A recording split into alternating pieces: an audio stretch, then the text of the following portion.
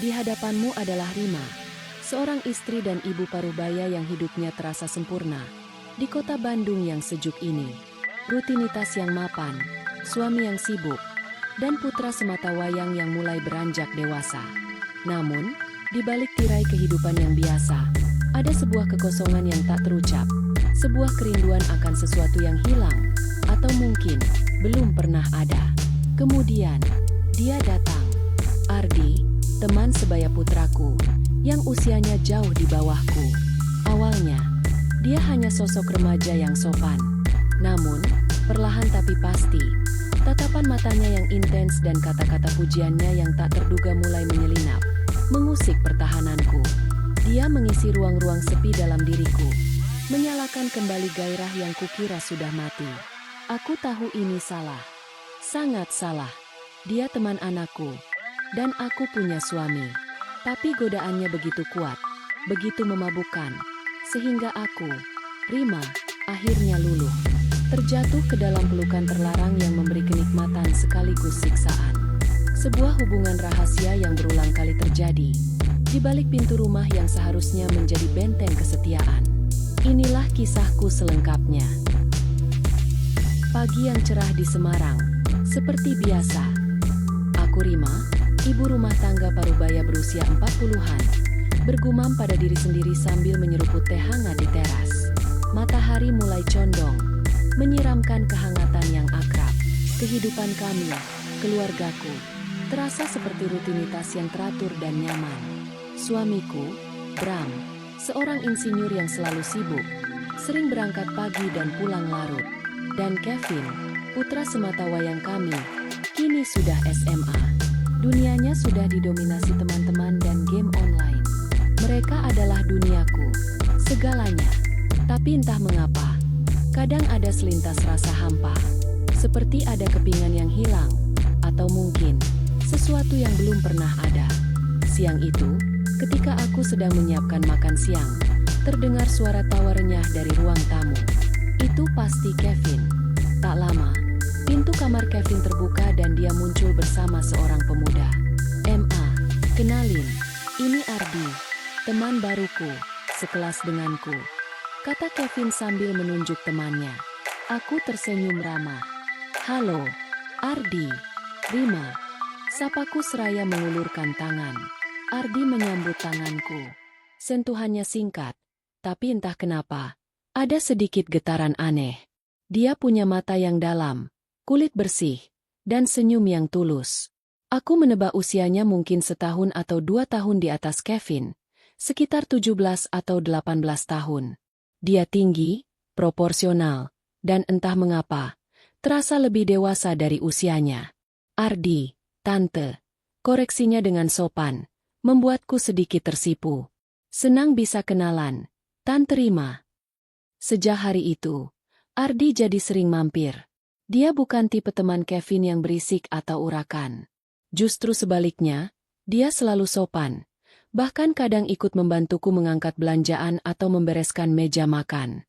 Aku sering melihatnya serius membantu Kevin mengerjakan tugas, atau tertawa renyah saat mereka bermain game.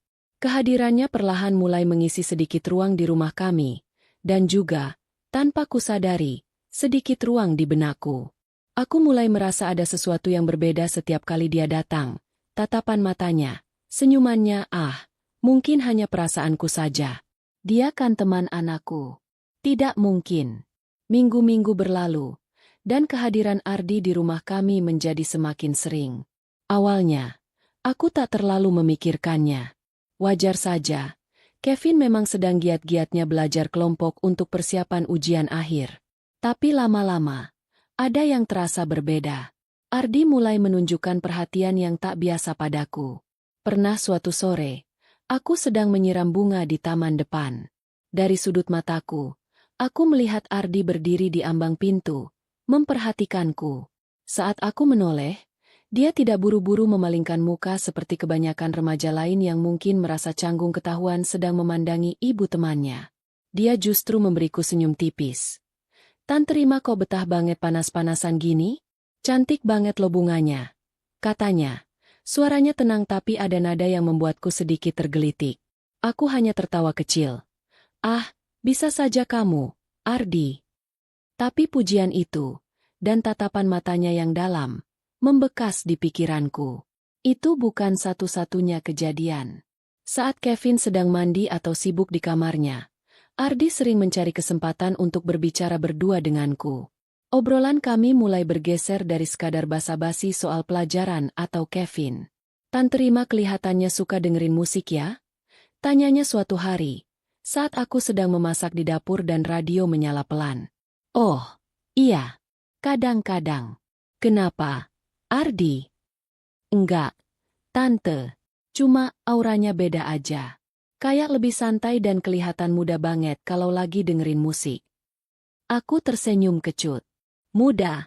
Rasanya sudah lama sekali aku tidak mendengar pujian seperti itu. Apalagi dari seorang pemuda. Kamu ini ada-ada saja, kataku, mencoba mengabaikan getaran aneh yang mulai menjalar. Ada kalanya dia akan mendekatiku saat aku sedang sibuk. Misalnya saat aku sedang menyetrika. Mau dibantu, Tante? Tanyanya. Dan sebelum aku sempat menjawab, tangannya sudah mengambil beberapa helai pakaian dari keranjang. Jarak kami begitu dekat. Aku bisa mencium aroma sabun dari bajunya dan sedikit parfum maskulin remaja.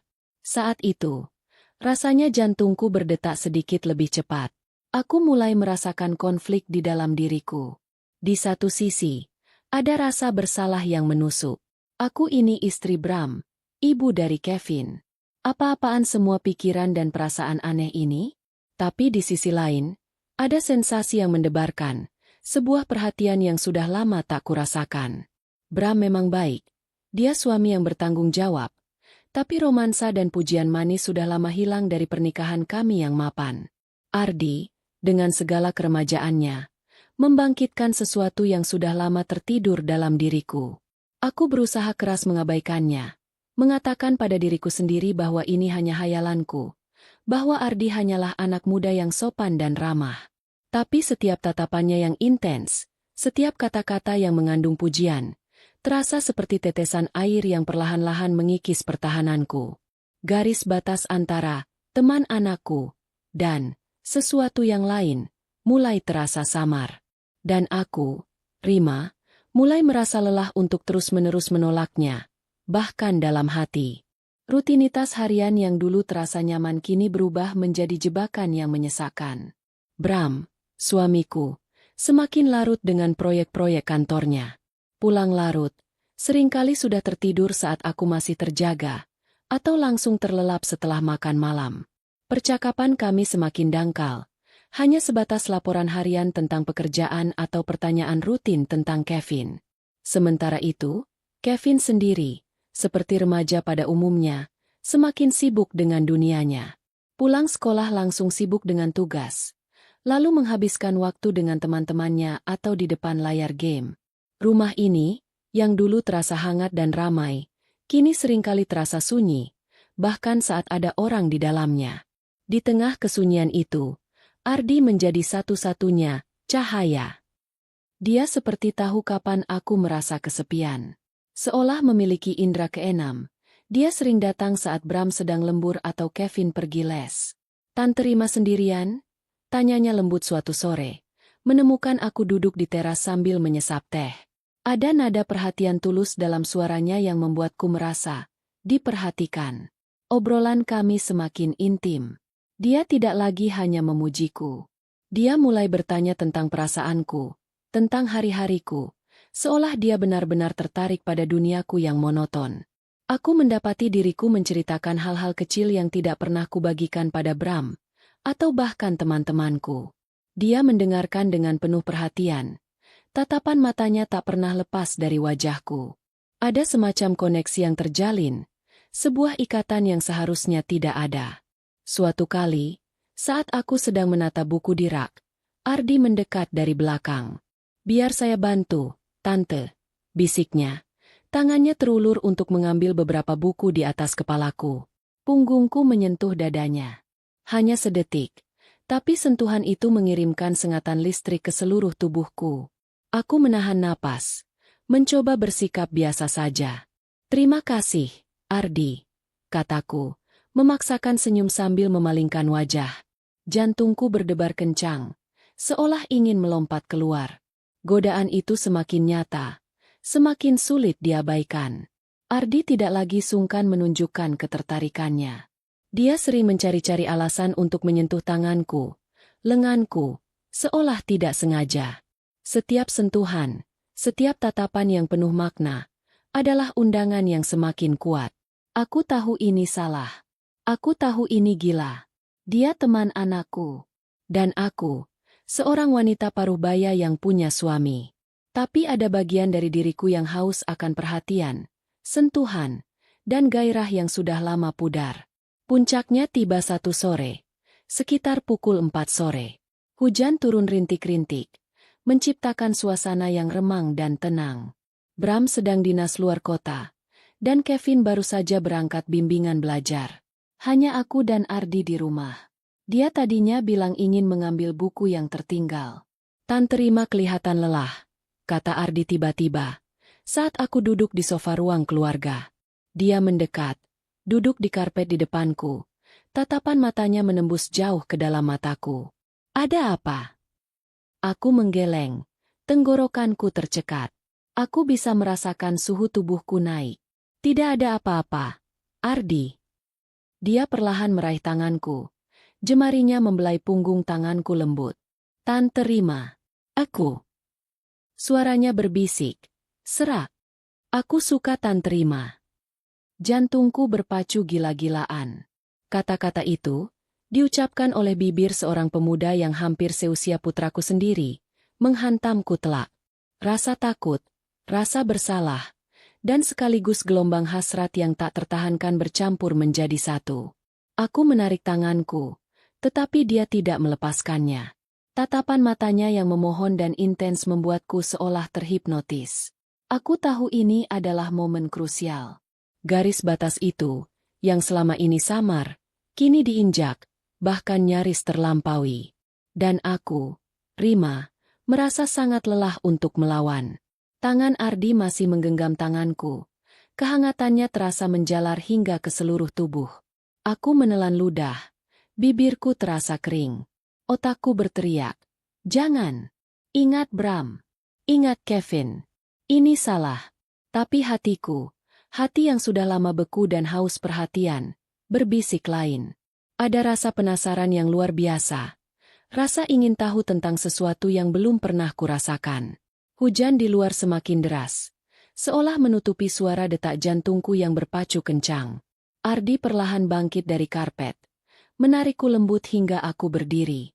Tatapan matanya yang teduh namun penuh gairah membuatku tak mampu berkedip.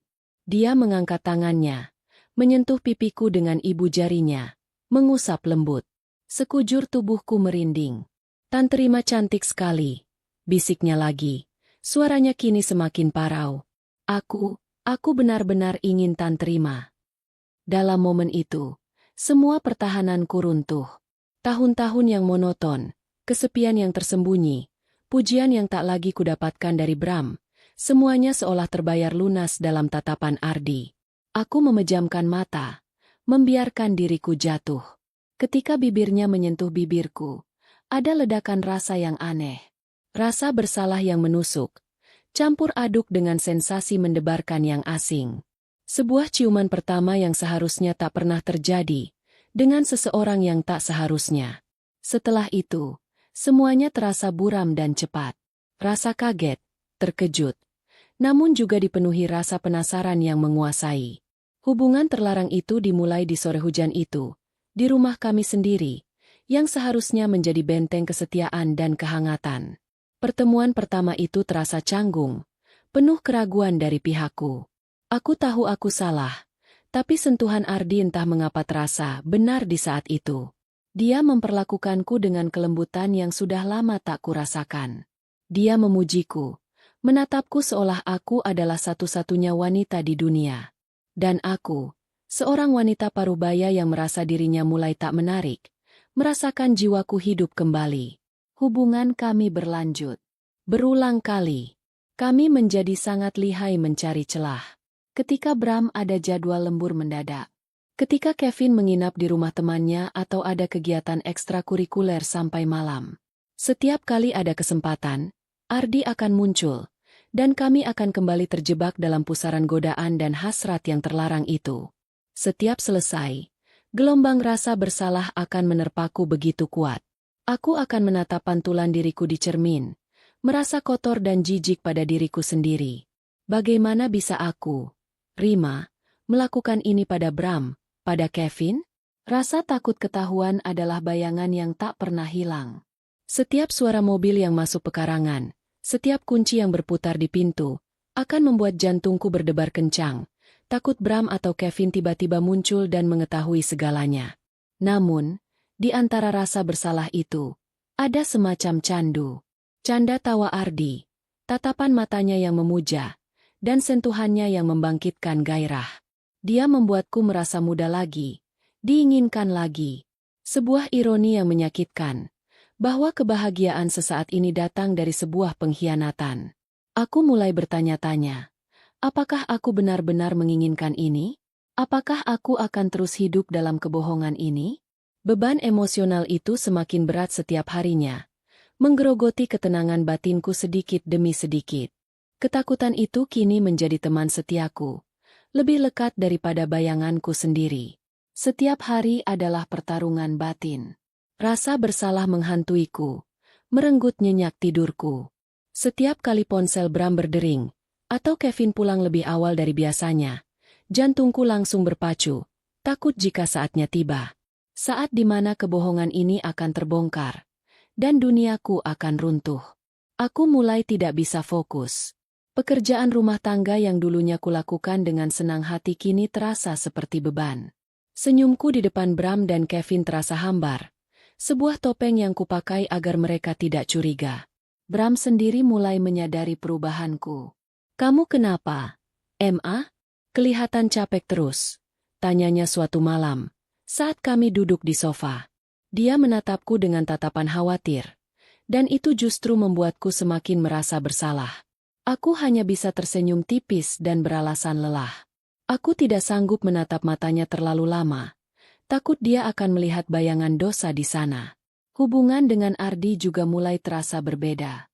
Dulu, setiap pertemuan dengannya adalah ledakan gairah dan sensasi baru. Kini, di balik setiap sentuhan dan bisikan manisnya, terselip rasa cemas yang mendalam. Aku merasa terjebak. Aku tahu ini tidak bisa terus berlanjut. Ini salah, dan cepat atau lambat, akan ada konsekuensi yang mengerikan. Tapi, bagaimana mengakhirinya? Bagaimana aku bisa menghentikan sesuatu yang sudah begitu jauh, yang bahkan sempat memberiku kebahagiaan semu? Ardi sendiri tampak tidak terbebani seperti diriku. Dia masih riang, masih bisa tertawa lepas dengan Kevin. Melihat mereka berdua, anakku dan teman anakku yang menjadi selingkuhanku, menciptakan rasa mual di perutku. Aku merasa seperti monster. Apa yang sudah kulakukan? Suatu sore, setelah Ardi pulang dan rumah kembali sepi, aku berdiri di depan jendela, menatap hujan yang kembali membasahi jalanan Semarang. Bayangan wajah Bram yang polos dan Kevin yang ceria melintas di benakku. Aku telah mengkhianati mereka. Aku telah mengkhianati diriku sendiri. Aku tahu aku harus membuat keputusan. Tapi keputusan apa? Melepaskan Ardi dan hidup dengan rasa bersalah yang tak terucap? Atau membiarkan hubungan ini terus berlanjut? Menunggu waktu sampai semua terbongkar dan menghancurkan segalanya? Udara sore itu terasa dingin, namun hatiku terasa panas, terbakar oleh dilema yang tak berkesudahan. Apakah kebahagiaan sesaat dari godaan terlarang ini sepadan dengan kehancuran yang mungkin akan datang? Aku tidak tahu. Aku benar-benar tidak tahu. Dan ketidakpastian itu adalah siksaan terberatku.